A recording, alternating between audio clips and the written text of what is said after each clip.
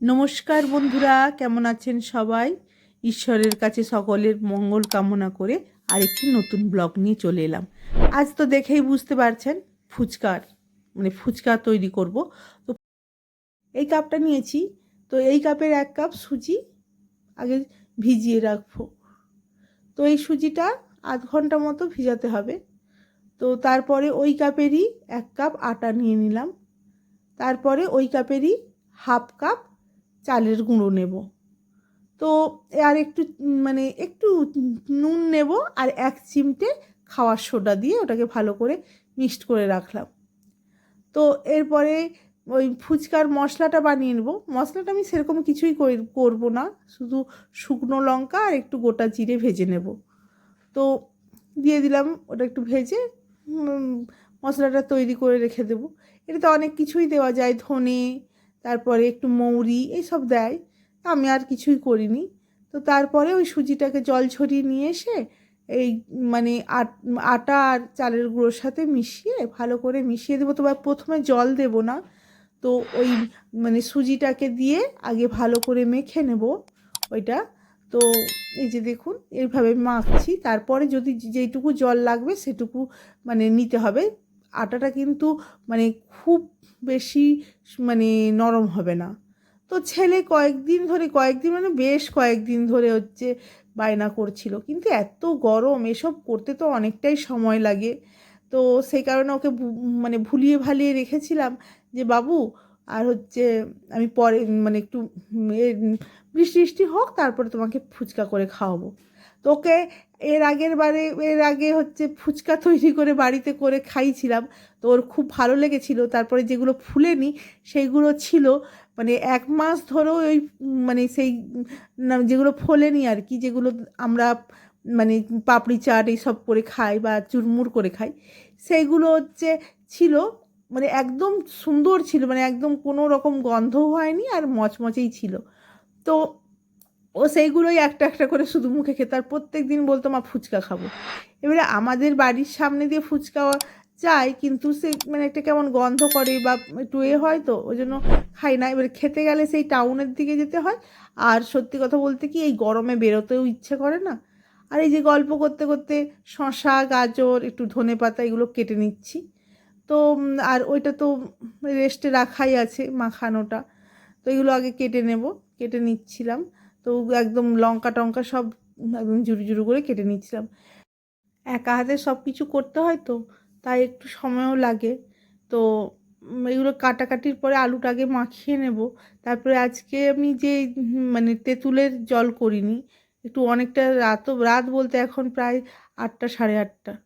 আলুগুলোকে তো ম্যাশ করতে গেলাম, কিন্তু সত্যি কথা বলতে কি আমার হাতে ছাড়া না আলু ভালো মাখা হয় না, যাই বলুন। আমি এটাকে করে আমার হাত দিয়ে করাটাই বেটার। তো এই যে মাখিয়ে নিলাম, দিয়ে নুন, তারপরে হচ্ছে একটু বিট নুন, তারপরে ওই মশলাটা, একটু গোলমরিচের গুঁড়ো, আর ওই যে কেটে রেখেছিলাম সেগুলো সব দিয়ে দিলাম। তো এগুলো সব মাখিয়ে নেব। আর এখনও সমরবাবু আসেনি। ছেলেকে বললাম যে ফ্রিজে লেবু আছে নাকি দেখ তো। ছেলে তো খুঁজে পেলো না।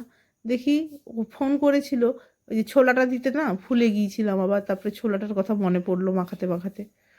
তো এই যে এরকম করে বেশ সুন্দর, আমার তো মাখাচ্ছি আর জিভ দিয়ে জল চলে আসছে। বলতে বলতে সমরবাবুও চলে এসছে। লেবুটা আমাকে কেটে দিয়েছে, কিন্তু লেবুর শিরা কাটেনি। হাত থেকে তো কতবার স্লিপ কাটছে লেবুর শিরা, আর আমি বকবক করে যাচ্ছিলাম। আর এখানে এই যে একটু মশলাটা দিয়ে দিলাম, জিরের গুঁড়ো আর লঙ্কার গুঁড়ো, আর জল জিরা দিয়ে আজকে জলটা তৈরি করব। যেহেতু এখন প্রায় 8:30 এরকম বাজে, তো তেঁতুলের জল ওই জন্য করিনি। আর একটু ধনেপাতা, লঙ্কা এইসব দিয়ে, বিট নুন এই দিয়ে জলটা করে নেব, জল জিরা দিয়েই করে নেবো। আর একটু লেবুও দিয়ে দিয়েছিলাম। তো এইবারে এইবারে ফুচকার পালা। তো ফুচকাগুলো এবারে বেলে নেব।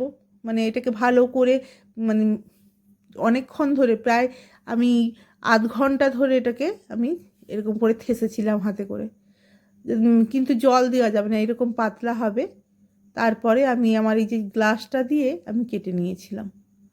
তো এরকম করে তারপরে আমাদের একজন দাদা আছেন, তো তাকে জিজ্ঞেস করেছিলাম যে খাবে কি না, তো এরকম খায় কি না ফুচকা, অনেকেই তো ফুচকা খায় না, তেঁতুল জল থাকে বলে। তো ওই দাদা বললেন যে তেঁতুল জল খায় না কিন্তু ফুচকা খায়। তো ওনাকে আগে করে কিছুটা করে দেব, তারপরে আবার পরেরটা করব। অনেকগুলোই হয়েছে, অনেকটা টাইম লাগবে ফুচকা করতে, বেশ অনেক টাইম লাগে। আর তারপরে সবচেয়ে বড় কথা কি, একা হাতে করতে হয় তো, তাই জন্য আরও বেশি টাইম লাগে। এই কেউ বেলে দিল, কেউ কেটে দিল, আর কেউ ভাজলো, তাহলে কিন্তু তাড়াতাড়িই হয়। ফুচকা খেতে ভালো কিন্তু করতে বিশাল মানে কষ্ট। এবারে দেখুন, ছেলে তো ছোট, ছেলে যখন আবদার করে, ছেলে তো সেরকম কিছু আবদার করে না, তো এইটুকু আবদার যদি আমি মা হয়ে না মেটাতে পারি তাহলে আর কেমন মা হলাম বলুন। তো সেই কারণে আমি ও মানে ও বললাম না, অনেক দিন থেকে প্রায় 1 মাস আগে সে আমি ফুচকা বানিয়েছিলাম, 2 দিন ধরে খাওয়া হয়েছিল।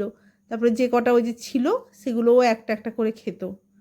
তো দেখি ফুচকা প্রথমটা তেলটা খুব একটা গরম হয়নি, ওই জন্য ঠিক মতো ফুলছে না ফুচকাগুলো।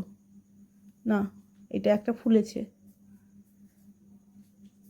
তো দেখা যাক পরবর্তী টাইমে কি হয়, ফুচকাগুলো কীরকম ফোলে কি ফোলে না।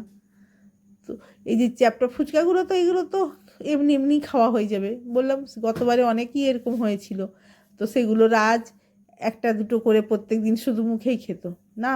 দেখুন কেমন সুন্দর হয়ে ফুলছে, দেখুন একদম দারুণ সুন্দর হয়ে ফুলছে।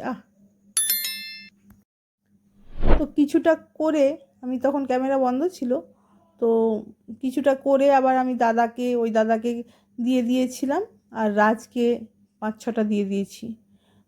ওকে বলেছিলাম যে বাবা আসুক, বা আবার সমরবাবু একটু বাইরে গিয়েছিল, তো সেই জন্য আবার কিন্তু রাজের আর তর সইল না। আমি তো এদিকে ফুচকাগুলো ভাজছি, সমরবাবু আসতে আমি আবার বললাম যে যেই ফুচকাগুলো আগে ভেজে রেখেছিলাম সেগুলোতে বললাম যে আলু ভরতে। অনেকটাই তো আলু হয়েছিল, দেখা যাক ও কি আলু ভরে। তো একটু তেড়িয়ে দেখছিলাম যে বাবা তুমি তো দোকানের মতন এইটুকু আলু দিয়েছো। ওটাই জানি কম হ্যাঁ লাগবে, এগুলো দেখো তোমার কি ছোটটাতে আগে হাত করবে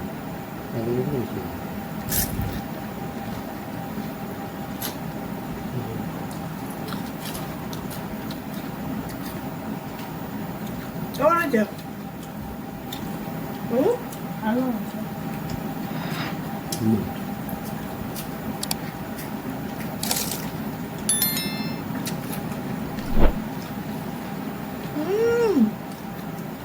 বাবু খাচ্ছিস? রাজের এটা 2 রাউন্ড চলছে, আর দেখলেন তো ফুচকাতে কত টুকু আলু দিয়েছে, এখনও কতটা আলু আছে। তো এখনও অনেকগুলো ফুচকা বানাতে বাকি আছে, সেগুলো আবার বেলে করে ফেলবো। এখনও যা আছে আরও একদিন হবে। তো আজকের মতন ব্লগটা এখানেই শেষ করব। আমাদের ফুচকা বাটি কেমন লাগলো কমেন্টে জানাবেন। এই যে লাস্টে এগুলো বেশি হয়েছে। ভালো লাগলে একটা লাইক দিয়ে দেবেন, আমার চ্যানেলটিকে সাবস্ক্রাইব করে দেবেন, যারা ফেসবুক থেকে দেখছেন তারা আমার পেজটিকে ফলো করে দেবেন। আর সবশেষে বলি, আপনারা সুস্থ থাকুন, ভালো থাকুন, ঈশ্বর আপনাদের মঙ্গল করুন। আজকের মতন এখানেই আসছি।